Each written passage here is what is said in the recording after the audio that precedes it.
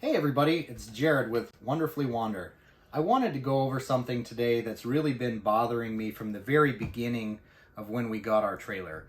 When we first bought our trailer and we were exploring everything and kind of trying to understand how the trailer worked, one of the things that really bothered me is when we were on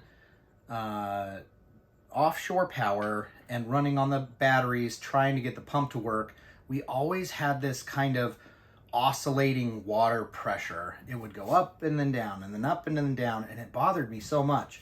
When we're on shore water, plugged into a hose or wherever we're getting our water, it doesn't do that. The pressure is very steady. It's very good pressure. When we got the trailer, we had to replace our water pump. This is number 2 replacement of our water pump. The first one was put in by a dealership in North Idaho, and now this one I'm going to be putting in myself.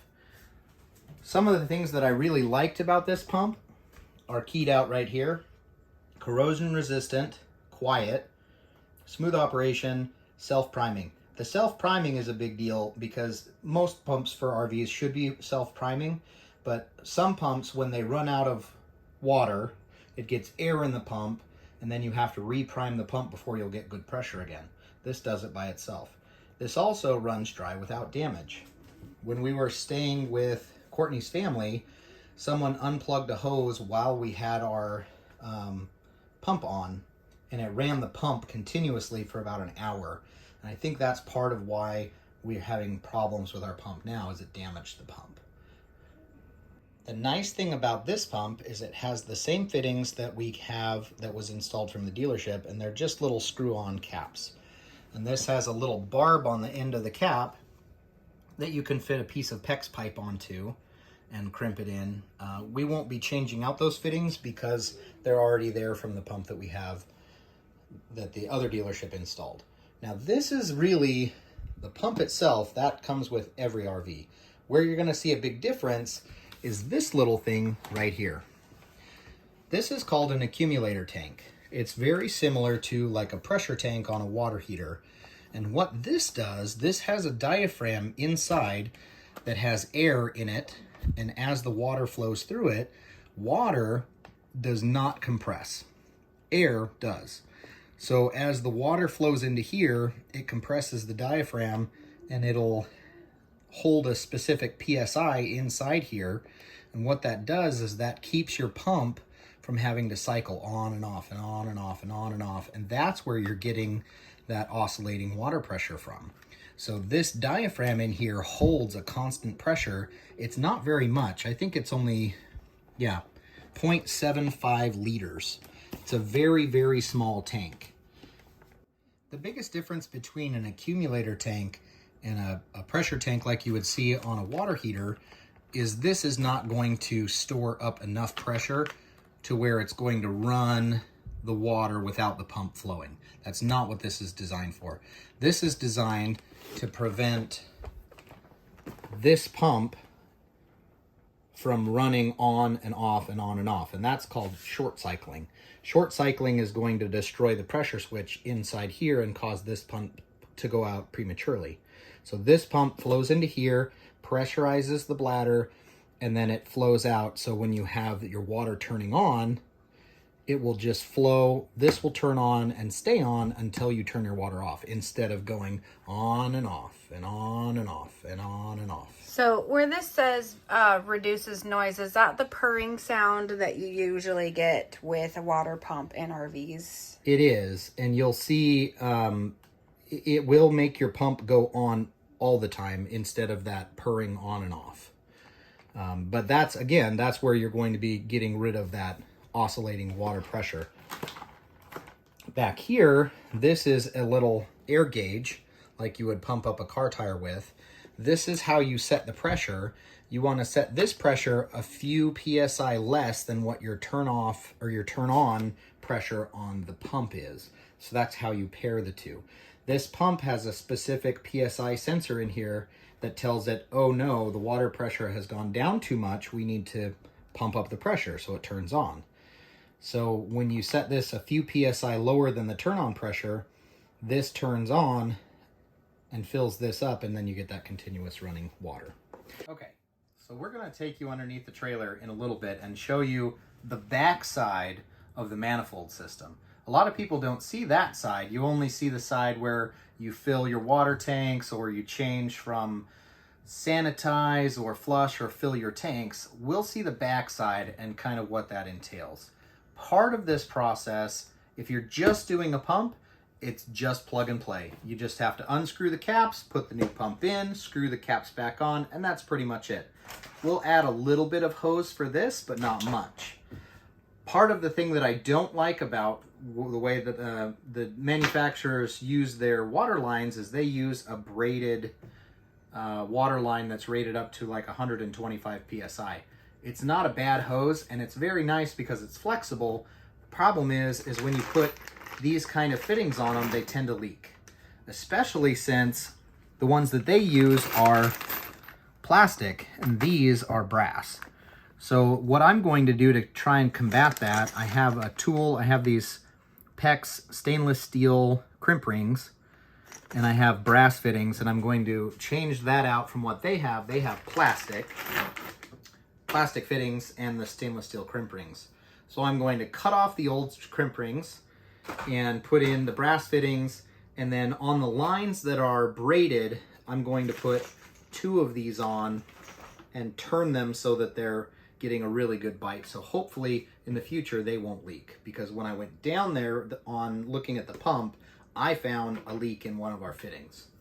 This tool here is for my multi-tool. I have a DeWalt multi-tool, and when you're dealing with these stainless steel rings, you can see it has this kind of wedding ring top. And I asked in the plumbing department, I asked him, how do you cut these off? And he said, well, really, you got to get a hacksaw in there, and there's not a real great way to do it. So what I'm going to do is take this multi-tool, cut the outside of the band here. That'll allow the band to open up, and then I can remove the old one, change out the fittings, and put this in. So if you have a multi-tool, this is a really good way to get those fittings apart. Now what I want to show you is the water pressure.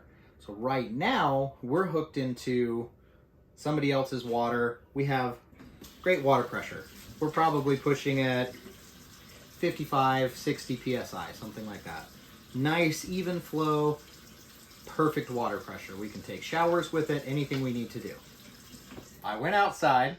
We're now disconnected from the shore water, and we are on our tanks and our pump.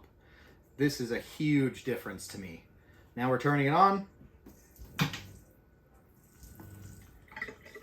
For one, it's much less water pressure and water flow than that nice even stream, and you can see it going up and down and up and down and up and down. It's not too bad when you're taking washing your hands, doing dishes, anything like that. It has enough that we can turn this on. It works okay, but it's not great. Now if you come over here under the stairs, you can hear it.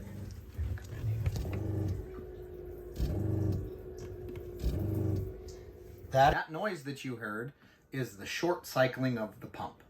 This pump has a pressure switch inside of it, and that pressure switch is turning on and off. When we first got the pump, that cycling was a lot longer. Right now it's going very quickly, on and off and on and off. It used to be, it would turn on and stay on for 2 or 3 seconds, turn off for 1 second, turn on for 2 or 3 seconds. So that is telling me that the pressure switch inside of our pump is going out. Now I'm going to take you under the trailer and show you what the plumbing looks like behind the manifold. There it is. This seems really, really, really intimidating for someone that doesn't really know what they're looking at. But I'm here to tell you, if you break it down into simple steps, it's actually quite easy to understand. A lot of the issue here with how busy this space is, all of my wiring comes through here. All of my plumbing comes through here. This is our water heater. This under here is our furnace. This back here is our old pump that we paid a dealer $60 for. It's actually I think this is a SureFlow. This is a seaflo. I think that the quality speaks for itself just in the design. That's a very antiquated looking design to me. I'm sure it's just fine for a standard pump. I feel like we've got a lot better quality pump in this guy here. Now, what we were talking about with those plastic fittings is these guys here. So we have these fittings. The white ones are T-fittings, and they're made out of plastic. These are the wedding ring stainless steel clampers that we were talking about, so I'll come in and cut those, and we're going to change out as many of these as we can to try and get them away from being the plastic fittings. Now you can see this line here is a PEX line. This line here is reinforced braided line. Why they used the mix match of the two, I don't know. But that rat's nest back there is the back side of your manifold. Now you might be able to understand why it takes so long for your water to fill. Each one of those, it's a 1/2 inch pipe, but each one of those fittings chokes the water down. So it really restricts water movement. I really wish that these companies would use 3/4 inch line and not 1/2 inch, because then they would get a lot better water flow at these manifolds. But c'est la vie. So I'm going to get to work, and I'll probably install the pump either side by side right where it is. I might move it up on this wall over here. I'm not really sure yet, but stay tuned. We'll be back. Here is the old pump. And it's funny because it looks like the statistics on it look like it should be a little bit better pump, but it surely is not. This one is 3 gallons per minute at 55 PSI. Here is our new pump setup. So much better.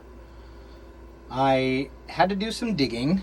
I found out that this needs to be set at about 3 PSI less than the cut-in pressure for this. The turn-off pressure for that pump is 45 PSI. Well, after some digging, I found out that the turn-on pressure is 35 PSI. So I aired this up to, it comes stock from the factory at 10 PSI. I aired it to 32 PSI, and so when it runs, it keeps that constant flow. So Courtney is going to go ahead and turn on the water. Isn't that a beautiful thing? Okay, shut it off. And then it just slowly goes to 45 PSI and turns off. So I did have a leak here, and I fixed it with that double that I was talking about earlier. So we've got one leak fixed, and I will be working on changing out those plastic tees to brass tees so that I will no longer have leak issues, hopefully. But there's the new pump. Pump's working great. Now we'll bring you up top and show you the new water pressure. This is our new water pressure on the pump.